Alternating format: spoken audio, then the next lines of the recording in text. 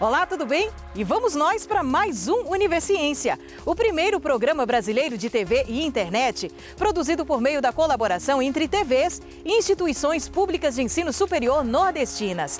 E estas são as pesquisas científicas que vamos conhecer hoje. Pesquisadores da Universidade Federal de Pernambuco desenvolvem um aplicativo interativo entre instituições de caridade e população em situação de rua. Na Universidade Federal de Sergipe, os cientistas estudam uma solução de baixo custo para avaliar a qualidade das rodovias.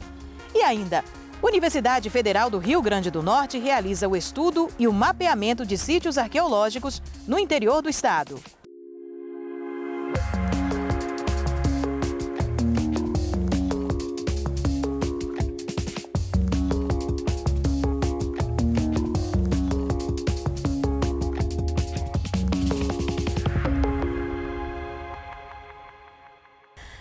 A ciência em nome da solidariedade. Que tal um aplicativo capaz de auxiliar a conexão entre pessoas em situação de rua e os interessados em ajudá-los? Pois isso já pode ser real, graças a um aplicativo criado por um estudante da Universidade Federal de Pernambuco. Vamos conhecer? Eu sou Rafael Leão, estudante de Ciência da Computação da Federal, da UFPE, aqui de Recife.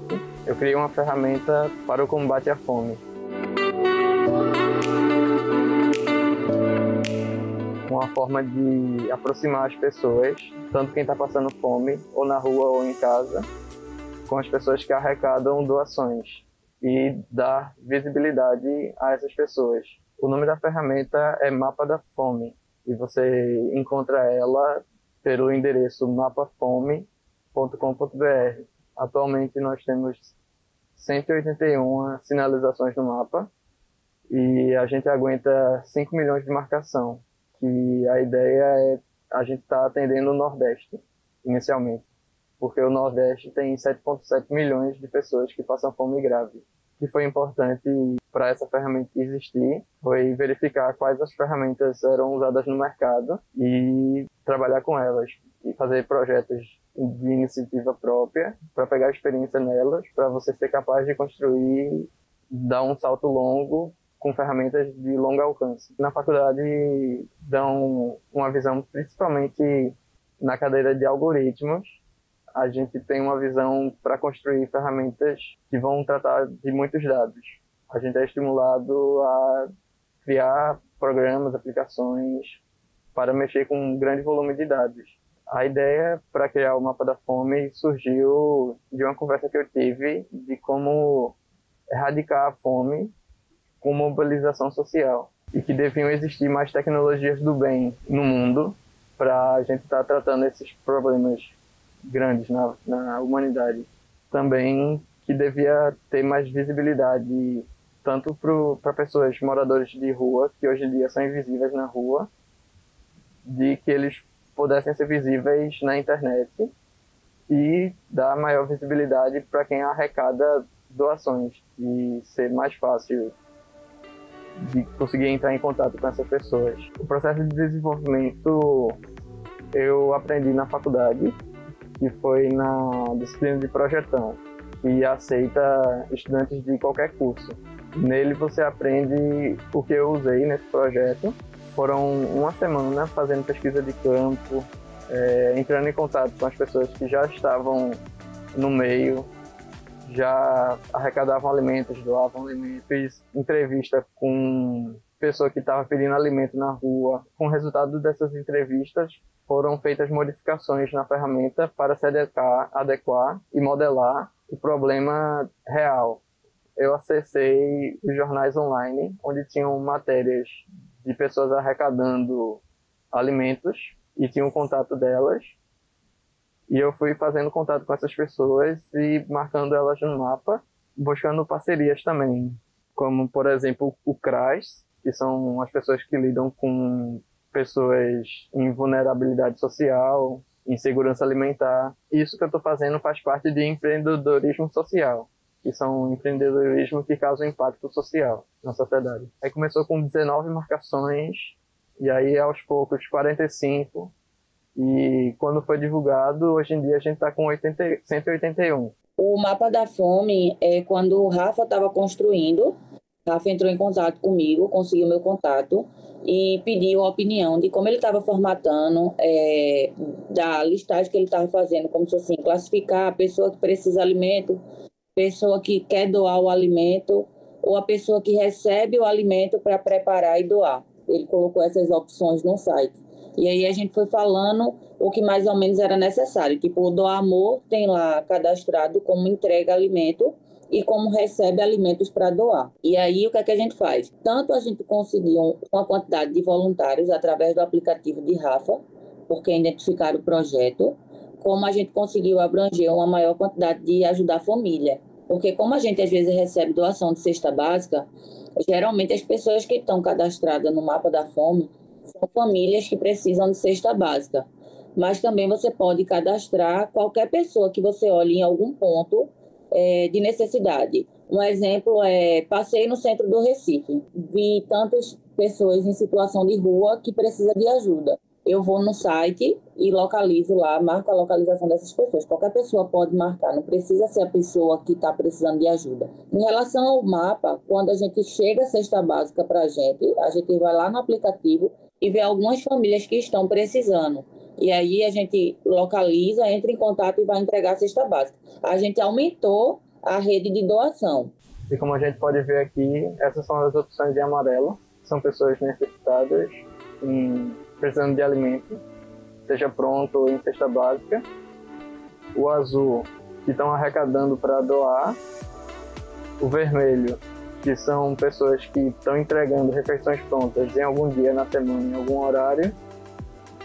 O verde são pessoas de feira livre, de restaurantes, hotéis, lanchonetes, que trabalham com alimentos e lidam com desperdício. Logo de início aqui a gente vê um mapa com as sinalizações. Quando você clica em uma sinalização, indica o que é que está precisando lá, indica mais detalhes, como o número, o telefone para contato. Em azul são as pessoas que estão arrecadando alimentos. Se você quiser fazer uma sinalização no mapa, você pode fazer clicando no mapa em algum ponto específico, alguma rua, algum local, escolhendo o que acontece nesse local. Por exemplo, nesse local aqui eu arrecado doações para doar. E aí eu clico no mapa, clico em azul e marco o local tocado. Aí o site ele recarrega com sua marcação feita naquele local. E a seguir, uma solução de baixo custo para avaliar a qualidade das rodovias. O Univerciência volta já já.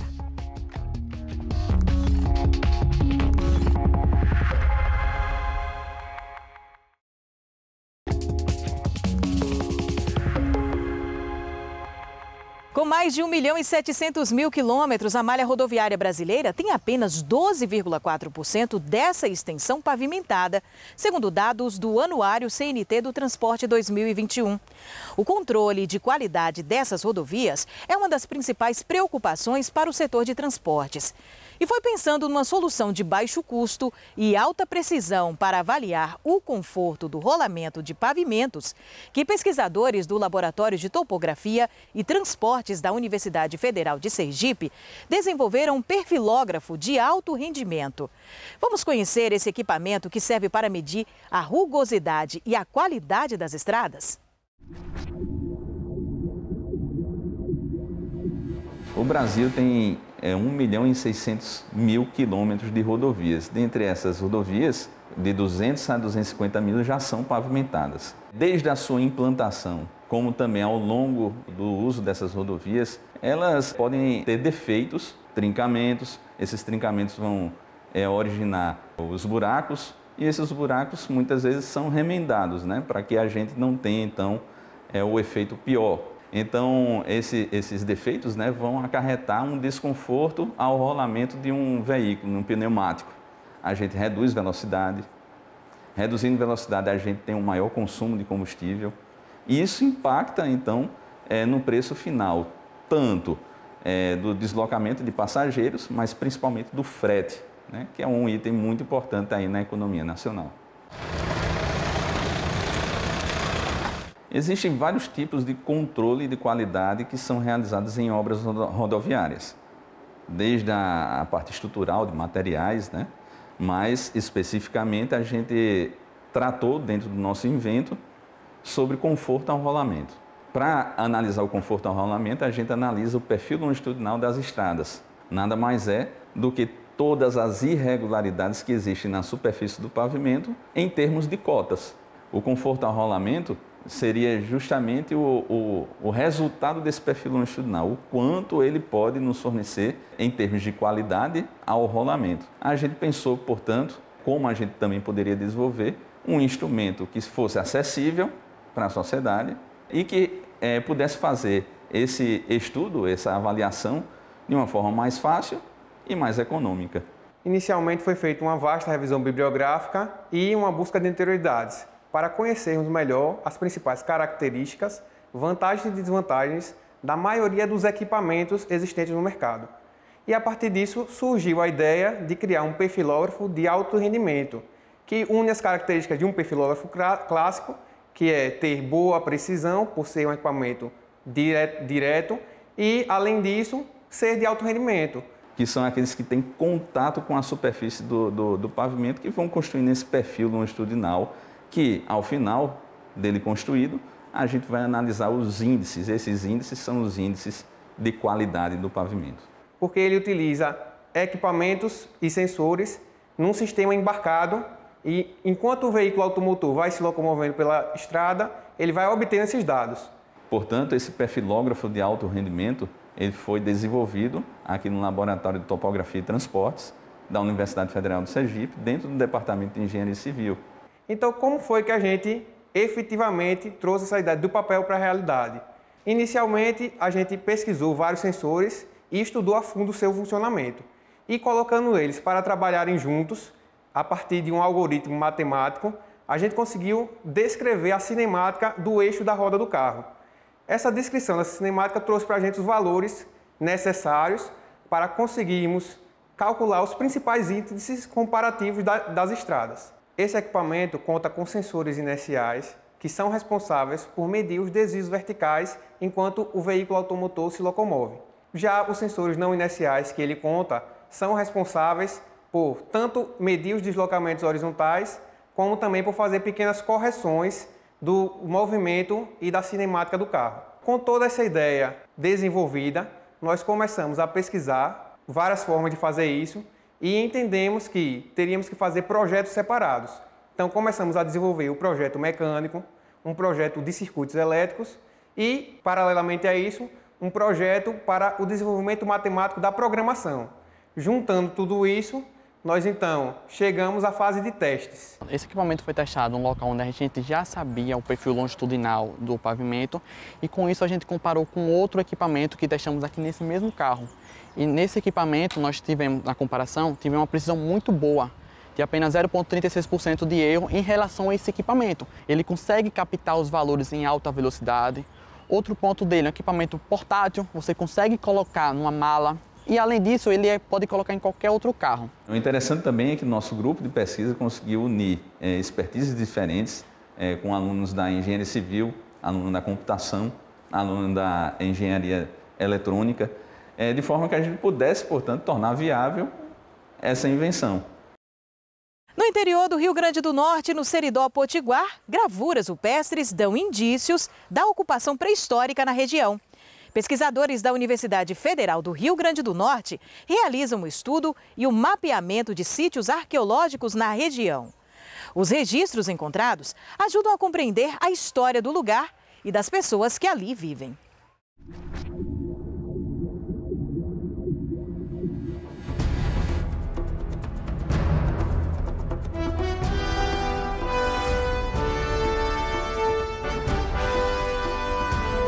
Desbravando a mata que cresce no solo do semiárido nordestino, encontram-se as gravuras rupestres.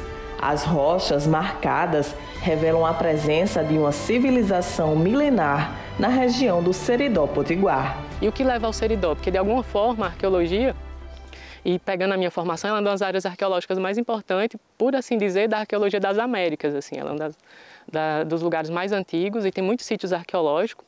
E muitos sítios arqueológicos são sítios de inscrições na rocha, que a gente está falando sobre o quê? Sobre arte rupestre, arte na rocha. E a gente vai ter duas categorias de arte na rocha, que são as pinturas e as gravuras. Esse sítio que a gente está hoje aqui é um sítio de gravuras. E as gravuras não são tão estudadas assim, os sítios não tão identificados. A gente tem poucos sítios de gravuras levantados e cadastrados como patrimônio.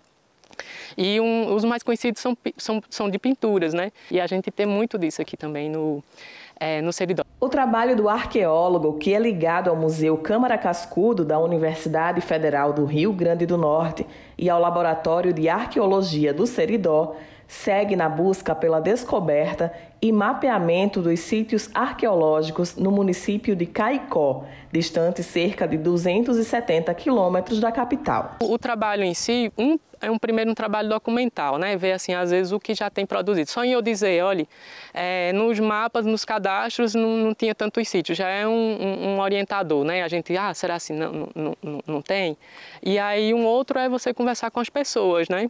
Conversar, ter diálogos com as pessoas e ter uma conversa que faça dar sentido que não, tem alguma coisa antiga ali, que no final a gente está trazendo algum elemento material de populações antigas. Antes de iniciar o projeto, sabia-se que Caicó tinha algo entre 4 e 9 sítios arqueológicos. Em um ano de pesquisa, o número saltou para 26. E os registros encontrados ajudam a compreender a história do lugar e das pessoas que ali vivem. Para a gente, como vocês perceberam, chegar até aqui é um trabalho que você sente deslocar. Esse daqui é um de fácil acesso. Mas a questão é a logística mesmo, você se deslocar, você andar no sol, né? E chegar lá, tem lugar que a gente não acha nada. Né? É um trabalho que começa desde o laboratório, né? É documental, desde do computador também, a questão de satélite, coordenadas geográficas. O laboratório ele é direcionado para 2 caminhos. O primeiro são ações ligadas à extensão e ao ensino sobre o patrimônio arqueológico. E o segundo, que é a vertente que a gente mais tem desenvolvido no momento, é o trabalho com a pesquisa, tanto para as ocupações históricas, que aconteceram no Seridó desde o século XVIII, quanto relacionadas às ocupações pré-históricas, que são ocupações que têm milhares de anos aqui no Seridó Potiguar. Bom, os trabalhos são desenvolvidos a partir, basicamente, de 3 caminhos. A gente tem levantamentos de fontes, de livros e de documentos. A gente tem de relatórios de pesquisa também. A gente tem o trabalho de campo, que é a pesquisa de campo, a partir da escavação de sítios arqueológicos, do levantamento com sítios de arte rupestre, que envolvem tanto os sítios de gravura quanto os sítios de pintura. E a gente tem as etapas de análise de laboratório, que é quando o material que é coletado, que é escavado em sítios arqueológicos, ele é trazido para o laboratório. E aqui a gente tem alguns procedimentos, como a limpeza desse material, o acondicionamento dele em recipientes específicos para isso, que podem ser caixas arquivos ou caixas de marfinite. E a gente tem a análise desse material, onde a gente pega o material, a partir, às vezes, de microscópios USB ou mesmo de uma leitura que a gente chama de macroscópica, que é quando a gente manipula a peça com a mão, a gente faz a descrição das características dessas peças. E aí a partir dessas características das peças, a gente desenvolve textos pensando como esse material era utilizado, quando ele foi elaborado, né? A gente tem várias questões aí nesse sentido. A gente tem um problema que quando parte de vestígios materiais antigos, especificamente as inscrições, não dá para a gente fazer uma datação direta, né? Aquela coisa, pegar e datar, a gente tem uma relativa. Aí, por Seridó, a gente tem isso de fogueiras, enterramentos humanos de 11 mil anos. E para as inscrições, as pinturas associadas, a pintura, o pintado, a gente teria 9 mil anos, 11 mil anos. E para a gravura, aí a gente já teria um período mais recente, né, de 3 mil anos, 2 mil anos. Faz até a gente entender a própria paisagem, né? Quando a gente percebe que de 3 mil anos, as inscrições, pegando as gravuras, elas estão muito na área de rocha, na área de água, de corrente de água. E a partir de 3 mil anos é que vem configurar essa paisagem que a gente tem de semiárido. E a parte mais antiga, pegando os sítios de 11 mil anos, elas estão em partes mais elevadas, que seriam os topos, seria com altitude mais elevada. Aí realmente assim, seriam os abrigos, né? os chapadões.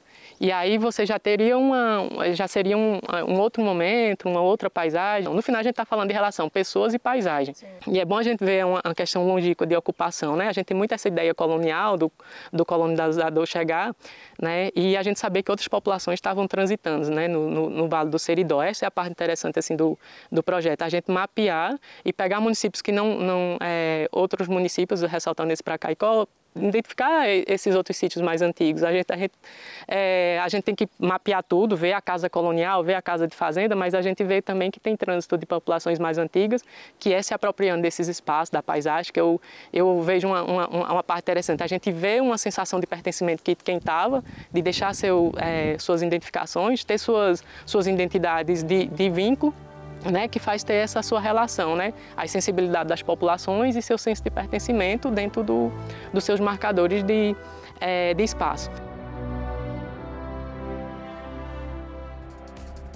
E no próximo bloco a gente confere que literatura também é ciência. É depois do intervalo, o Universiência volta já já.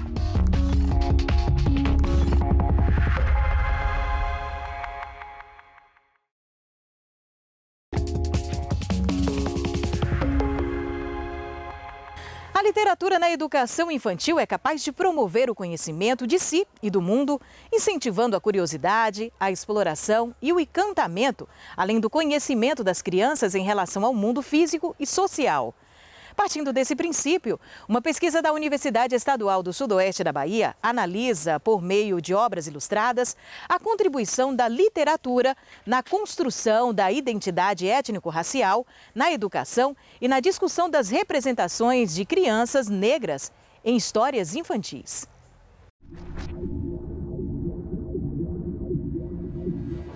No documento Base Nacional Comum Curricular 2017, na parte referente à etapa da educação infantil, cita que a instituição precisa conhecer e trabalhar com as culturas plurais, dialogando com a riqueza, diversidade cultural das famílias e da comunidade.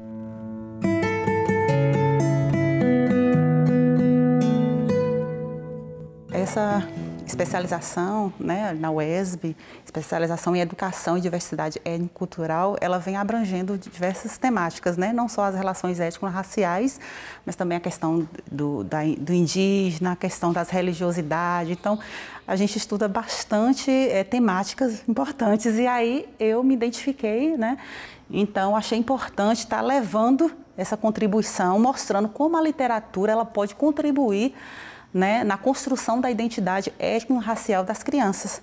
E fazer a junção da literatura infantil e das questões étnico-raciais dentro do espaço escolar é de extrema importância, não só para a construção da identidade das crianças negras, né, mas também pensando que a gente também precisa de educar as pessoas e as crianças não negras. E se você for estudar um pouco a questão da literatura infantil, anos atrás, décadas atrás, os livros contavam os negros o quê?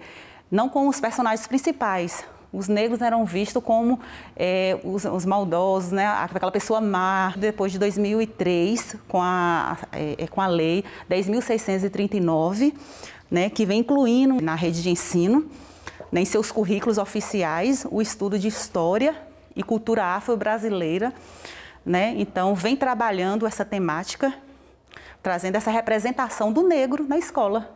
Então, foi importante também essa lei, inclusive, depois de 2008, foi incluindo também a questão do indígena. Então, é um marco, né, principalmente pelos movimentos sociais. O MEC ele tem um programa, né, do livro didático. Né? Dentro desse programa do livro didático, já tem algum tempo, principalmente depois da legislação que obriga as escolas a trabalharem com história e cultura afro-brasileira, passou a ter uma quantidade razoável de acervo que trata especificamente das questões étnico-raciais na escola, não só do ponto de vista do negro, mas também do ponto de vista do índio. Ainda precisa melhorar, mas já temos um número razoável de boas indicações literárias e que a gente precisa, a todo momento, estar fazendo esse trabalho dentro das escolas, né, da educação básica, para que os professores da educação básica se utilizem desse material em sala de aula. De Betina, de Nina Lino Gomes, e também Maqueba Vai à Escola, de Ana Fátima Cruz, vem trazendo tanto a questão das narrativas como a questão da oralidade também, das ilustrações representando. E cada uma delas, por exemplo, Betina mesmo, ela vem trabalhando a questão da valorização, contando ali naquela história a avó, transmitindo sua cultura, seus valores ali para a criança, vem valorizando a questão do cabelo, é um destaque que vem falando ali no livro, na medida que a avó vai contando seus valores, suas tradições, vai contando para a criança, vai trançando, né? Fazendo a trança. E essa trança não é apenas uma trança, né? É um ato político, né? A gente sabe que o cabelo é um símbolo de empoderamento, de resistência e vem valorizando ali aquele traço daquela menina. E Betina é uma menina assim, de um lar estruturado, é uma menina de autoestima. Então isso é importante para a criança, né? Ouvir esse tipo de história também.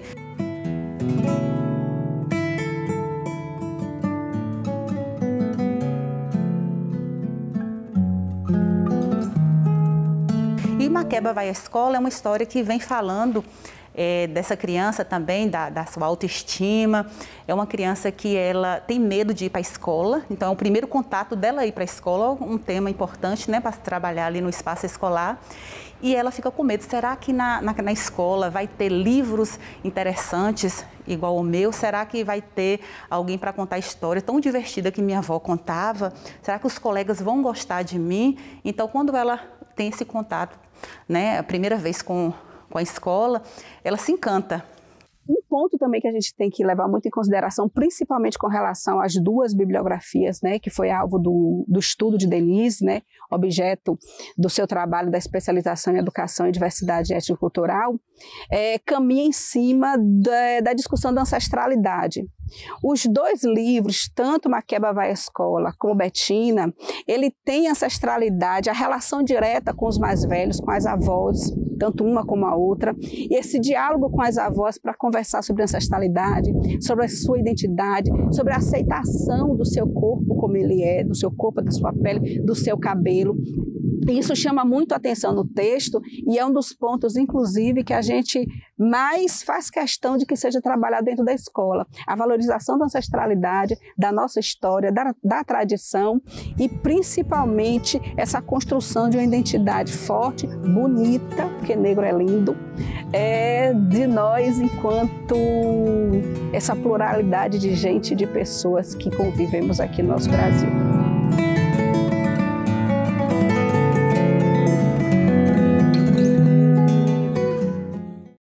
E por hoje é só, mas no nosso próximo Univerciência teremos mais pesquisas científicas produzidas pelas instituições públicas de ensino superior do Nordeste para a gente conhecer.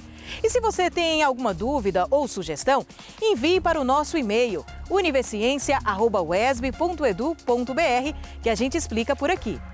Tchau, tchau e até a próxima!